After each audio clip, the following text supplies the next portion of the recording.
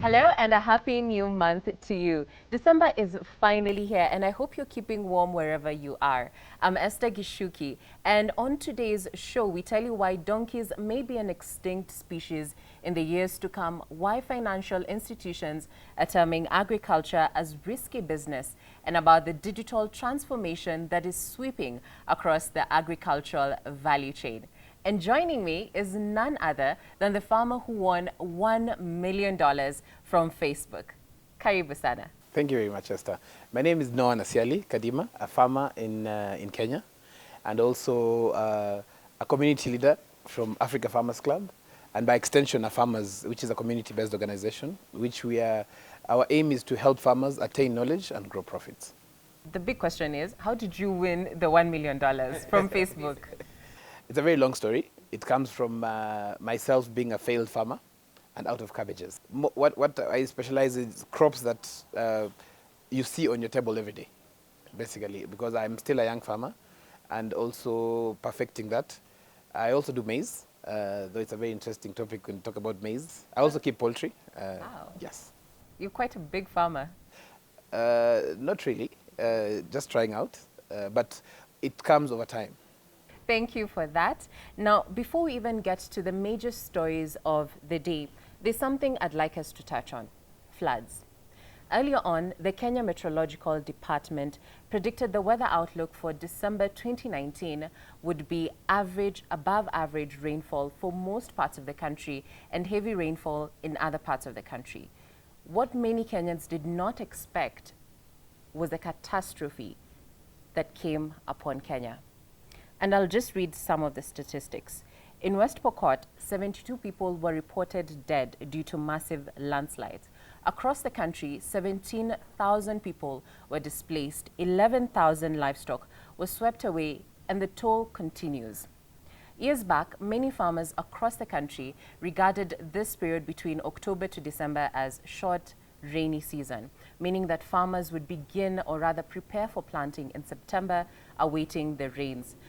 But given that over 90% of Kenya's agriculture is rain-fed, you can just imagine the crisis that is on Kenya's hands today. And right now, as we speak, the livelihoods of millions of people, over 3.1 million people, are in crisis. And I want us to talk about this a little bit with our guest. What is your reaction towards the whole flood situation? It's very sad, Esther. I remember personally last year, I lost my entire farm due to floods. It was carried away by floods. And this is happening every year. One of the things especially that it has a very negative effect on the food security that we always talk about is because of disaster preparedness. We've not prepared ourselves to know, in case this happens, what next, you know?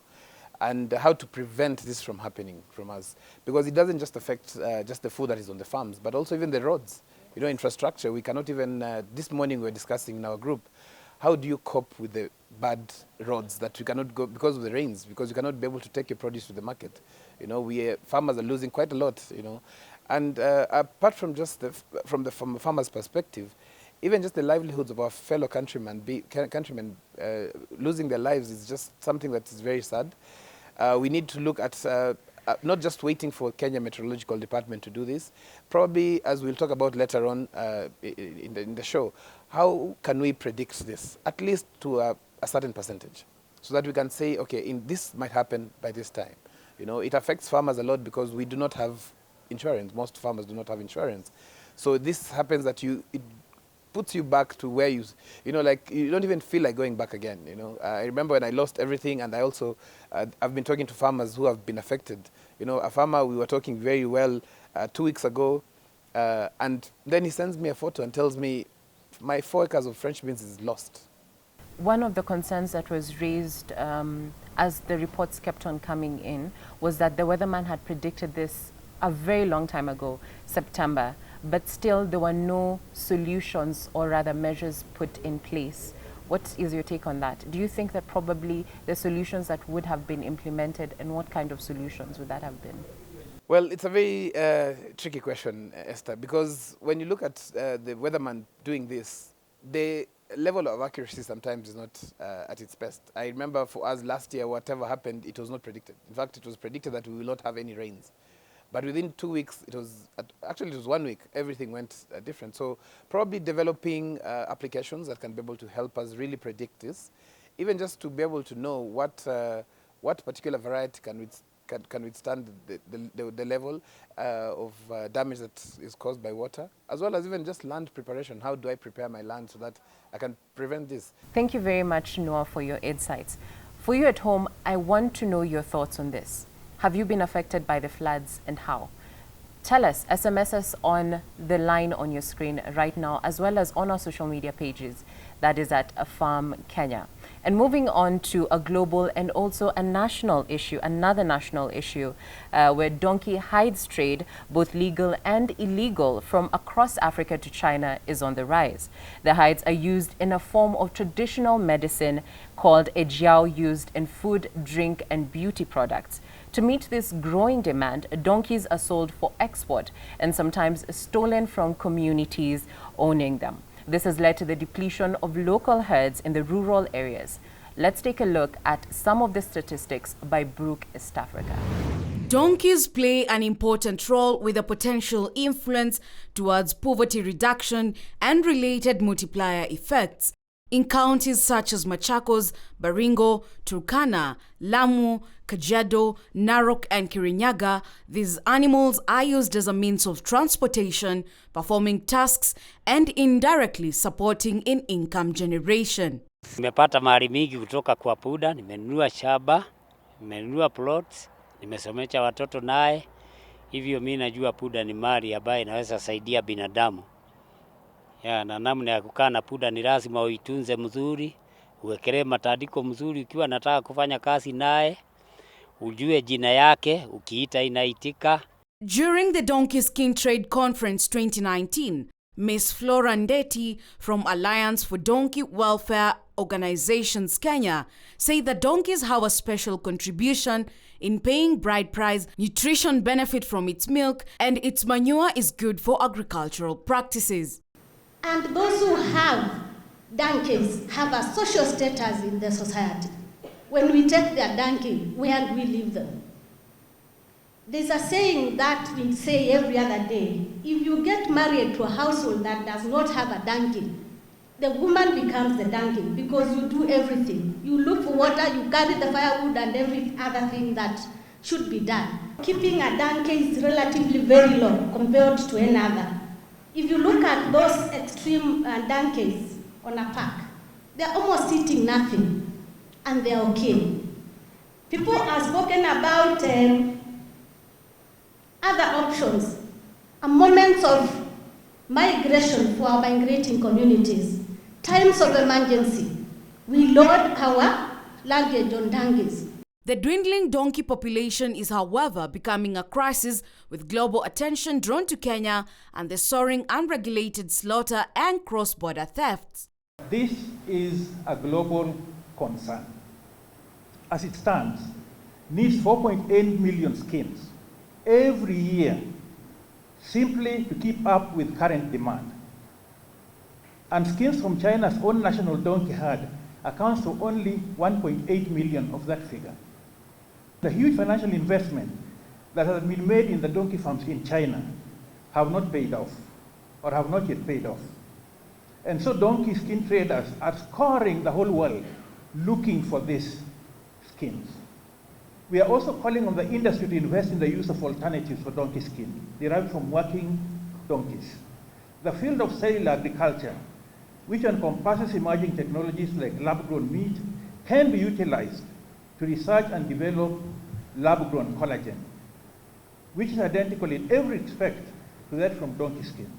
Animal welfare groups and donkey owners are calling on Kenya to ban the trade in donkey skins and close down slaughterhouses, in line with similar action in more than a dozen other African nations, from Nigeria and Senegal to Burkina Faso and Mali. This one still stands and is still fundamental. We are skeptical that the trade can ever be humane or sustainable, but let's place the obligation on the industry to show that it can. KTN Farmers TV, I'm Margaret Muiruri. So this story has been top of headlines for quite a number of days. What is your reaction? It's a very sad but funny story, because this has been happening for quite some time. It was even a scare a few years back that we're eating donkeys.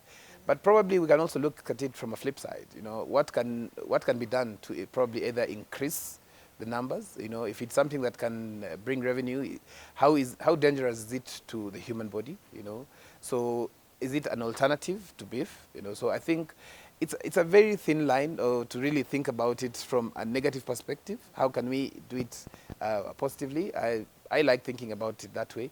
Though, as far as it's concerned in terms of the people who are owning this, it's a risk. I was talking to a farmer in Naivasha and said that he actually guards his donkeys more than his greenhouses, because sometimes you just wake up in the morning and you don't have your donkeys. And yet this is what is being used out there to even transport your crops from the farm to the market. So it's something I think has to be discussed at a higher level, to see how best to cope with, yes, the danger of this being, of farmers and owners of donkeys losing, but also how can it be affected? Is it something that can bring in revenue probably? How can we be able to use that? One of the issues that was raised, even in line with your answer, is that the gestation period of a donkey is 14 months. And given that the local population is roughly, let's say, about 1.8 million, it's harder to keep up the production, or rather keep up the reproduction. What do you think? I think it's something that can be researched more.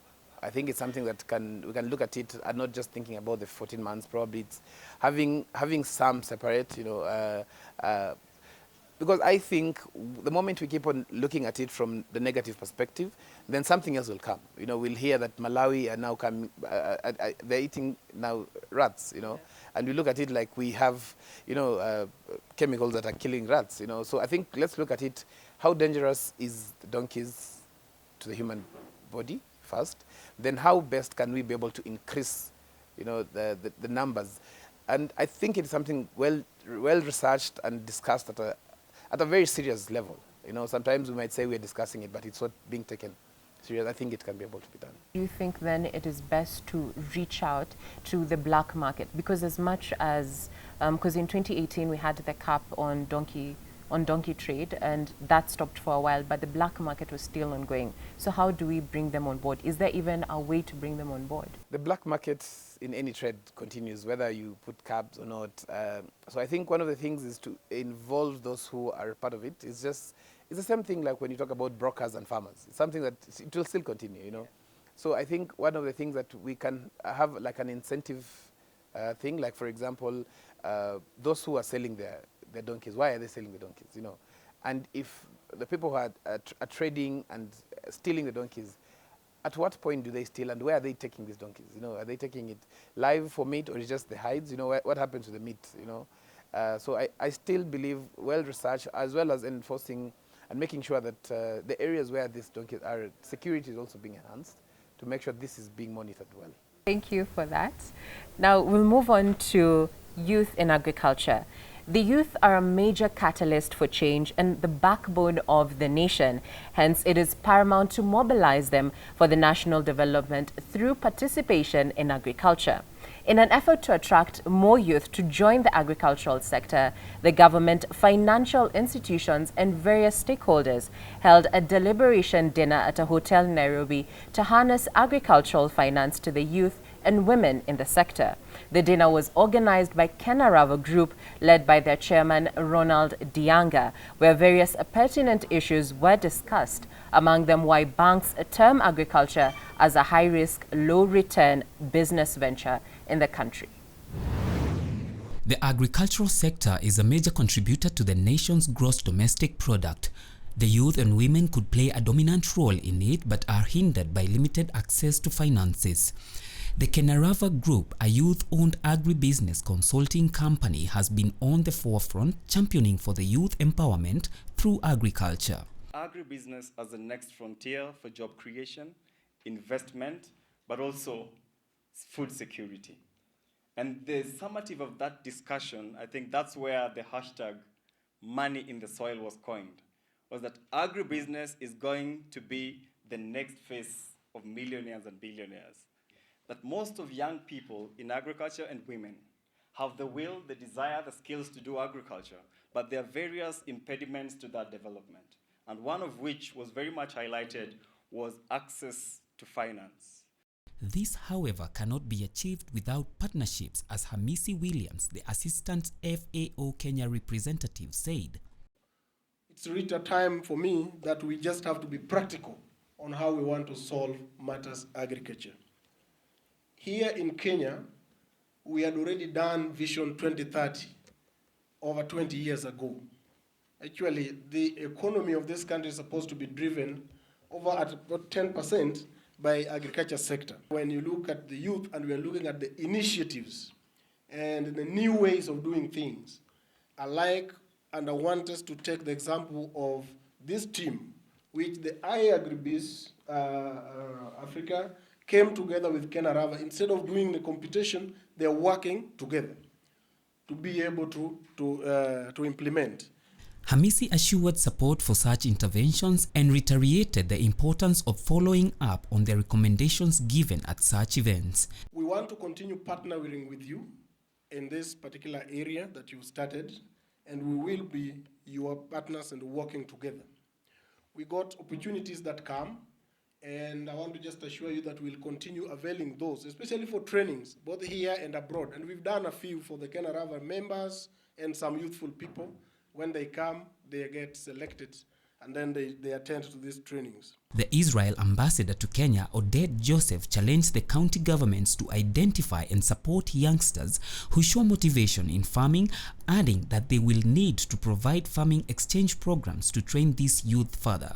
The crucial and a basic condition, but not sufficient one, is that the youngster himself would have, or she would have, a business plan that is valid, that is solid, that expresses its true motivation to go ahead with what they've learned and what they've experienced in Israel, and to make sure that they can make the relevant adaptation to what is to the unique circumstances over here, because what was maybe true in Israel is not necessarily true for unique conditions here.